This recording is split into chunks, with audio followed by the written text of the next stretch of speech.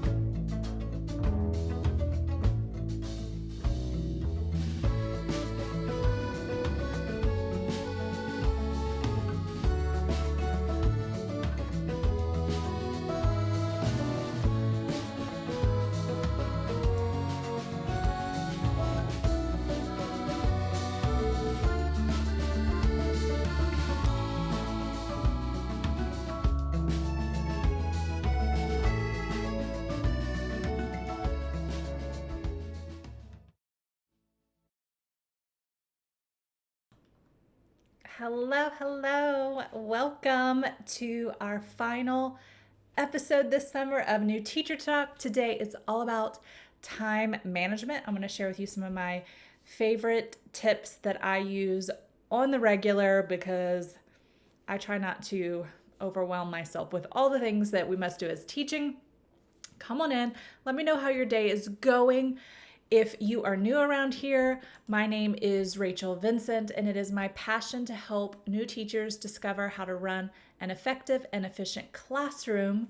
And if you have not heard the news yet, Next week, we are starting a 3-part training series on how to take your classroom from maybe chaos and a little confusing, things all over the place, to calm and organized atmosphere. I'm going to share with you the exact strategies I use to create that calm, organized classroom. I am so excited. You can sign up here. Go to missrachelvincent.com/training. And you will get all the information about when that's happening. We have a Facebook group that you can join where we'll be doing even more training and conversations, and giveaways will be in there too. So I'm super excited about that starting next week. So let's get started with some time management strategies. Amanda is studying for your Texas EC6 exam. Oh, good luck with that. When do you take your exam? All right. Sorry, I'm just making sure I'm covering everything I need to cover. So, my number one tip for time management is it really revolves around actually your planning time. Because typically during the day, we are sort of scheduled by our subjects. And I'll talk about a few tips to help you stay on track with those. But it's during our planning time, whether it's morning, like before school, if planning time during the day, or after school, then my number one tip is to plan your planning time. I know a lot of times before I started doing this, I would, drop my kids off at PE or music, and I'd come back, and then you have so many things to do. So you start to do one thing, and then you start to do something else, and then an email comes in and you get distracted, and your coworker comes in and you start chatting, and all this stuff happens. The next thing you know, your 45 minutes is gone and you didn't get anything done that you wanted to. So I started planning my planning time, and I decided, I love a routine. So I decided, like, every Monday, these were the things I wanted to get done during my planning. Every Tuesday, these are the things. And I actually made a list and laminated it, and then I would cross it off each week. And I would leave space for those emergencies that would come up, or things that, you can't plan for. But it would, at least I knew, okay, on Tuesdays, I'm going to start working on my lesson plans for next week. On Wednesdays, I'm going to make sure I have all my copies ready to go, and just different things like that. So I knew exactly what I needed to do, and I wasn't getting pulled in a million different directions during those planning times. The next thing kind of goes along with this is, because our to-do list is never ending, deciding what your top 3 things are that you want to get done during that time period. So, I knew Monday for me, I needed to make sure that their graded papers were all ready to go. I needed to work on the email I sent out to my parents weekly, and I usually put like grade papers just so I can grade those throughout the week. So those top 3, choosing my top 3, these are the top 3 things I want to get done, whether it's before, during, or after school. And then anything else above and beyond that, I would say was a big yay. But if I got those top 3 done, then I felt like I was using my time wisely. The next thing that I do is choose the time that works best for yourself. So if you are a morning person and going into school early works for you, then good for you. I mean, do what works for you. I am not a morning person, and I would rather stay later after school and get some things done than to come in early, which actually works out well because most of my teammates are early people. So then I don't have them to talk to me in the afternoon, and I get more done. But I don't stay late every day. I set myself a time limit, and I set an alarm of this is the time I want to leave every day. So I work till that time. And then usually I pick one day a week that I will be my really late day or really early day if I was a morning person, that I would plan for more time. Now, I will say many of you are new teachers, and so picking one day might be hard. I know when I first moved to 4th grade, there was no way I could just do one day a week where I stayed late because it was just so much new. So what I did instead is I kind of flipped it, and I picked one day a week that I would leave on time, like at the end of my contract time.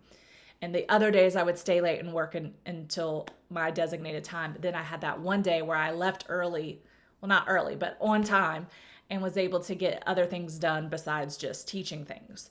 So think about how that works best for you. Another thing that can be difficult, it's a little bit easier for me because I'm more of an introverted person, but is to avoid those social butterflies because they will take your time. Now, I don't mean to ignore people, but do your best to sort of pick and choose when you want to walk into your coworker's classroom and have a conversation that might last your entire planning period. You know, if it something that I do, which I will work in my classroom and leave my door open a lot of times, and my coworkers, our classrooms are kind of near each other, so my coworkers will talk in the hall and they'll eventually mingle or make their way into my room so I can like continue working while still listening to their conversation. So if that works for you. But another thing I do is if I really need to get stuff done and I don't want to be interrupted, I will close my door and I'll turn off the lights and work so people think I'm not there. They maybe think I'm in a meeting or something and they really won't interrupt me. That's a little bit more difficult in my school that I'm at now because I'm in, like, my desk where I work is in line with the window to my door. So often I'll go to the back corner if it's not something I need to be on my computer with and work back there so they think I'm not there. So that's a little trick. The next thing to do is use alarms. Now this helps with all day long. I use alarms for everything. I have an alarm to remind me when it's time to get ready to go to lunch, to go to related arts. I have an alarm that reminds me when if there's something I need to remember during the day that I thought of the night before, I'll set an alarm to remind myself. I have an alarm to remind me to quit work and go home because sometimes I'll stay later than I need to. So alarms for everything. I have an Apple Watch, so that is really nice because then I could just use that to turn alarms off, which I love, but just use your phone if you need to. Alarms are awesome. And alarms, especially the ones like during the day with the kids, I use different ringtones for my alarms. So when they hear the alarm go off, they know, oh, it's time to go to lunch. Let me, start cleaning up my area, get ready to line up. So that's kind of nice because it kind of turns them onto autopilot. Okay. This one is a little bit harder for me to do, but I try.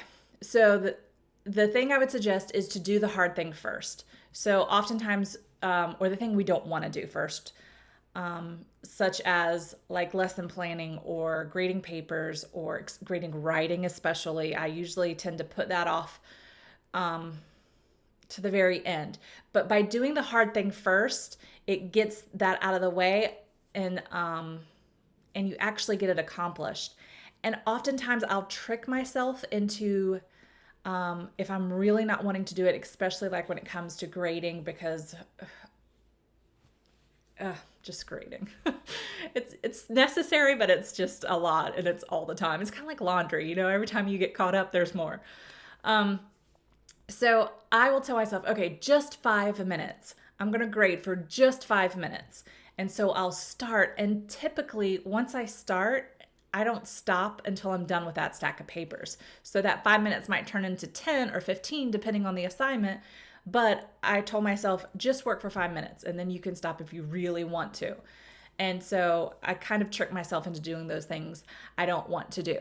A few people said, so Marissa said, as a planner, I love the idea of planning your planning time. Yes, like that's me too. I'm a huge planner. And once I started doing that, it was amazing what I could actually get accomplished during school. And I didn't have to take as much home at night or on the weekends because I was able to actually get so much more done during the day. Alejandra says, have you thought about using an Amazon Alexa for alarms? So I use Amazon Alexa for alarms at my house. I don't have one in my classroom. Our district doesn't allow that I'm not sure, for some reason. But that would be, if you have that in your classroom, that would be a great way to do it, because then she could tell you to stop or start or whatever you need it for. Alarms are just so useful because as teachers, we have so many things we're trying to remember. And when you set those alarms, then that it's like your brain doesn't have to think about that anymore, and it can focus on the more important things. And then my last tip is just give yourself some grace. Don't overwork yourselves. I think teachers tend to feel like they have to get it all done. But the thing is, there is no ever getting it all done. I've been teaching for 16 years, and there's not one time that I've ever said to myself, I am all caught up. I have everything done. Because there's always something to do. Always. So you have to learn to set boundaries on your time, because teaching could be a 24/7 job. But while we love teaching, and many of us find so much passion and joy in teaching, it is not all that we are. We are more than just teachers.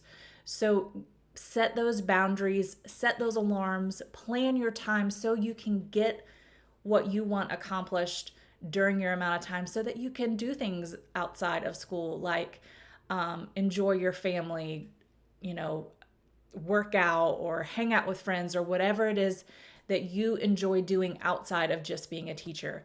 So I know that this school year, there are so many unknowns and so many uncertainties that even myself, I'm thinking, how am I going to get things done? And I think a lot of the problem is I don't know exactly what I need to get done. So I know that for me, I'm going to have to stick really hard to those time boundaries so that it doesn't become overwhelming, because like I said, we could work all day, every day, and never fully catch up. So make sure that you give yourself grace and allow yourself to be more than just a teacher, because while you are an amazing teacher, you're more than that. So you guys, I have 100% loved and enjoyed doing these New Teacher Talk Facebook Lives this summer. It has been so much joy. I'm a little bit sad that this is the last one.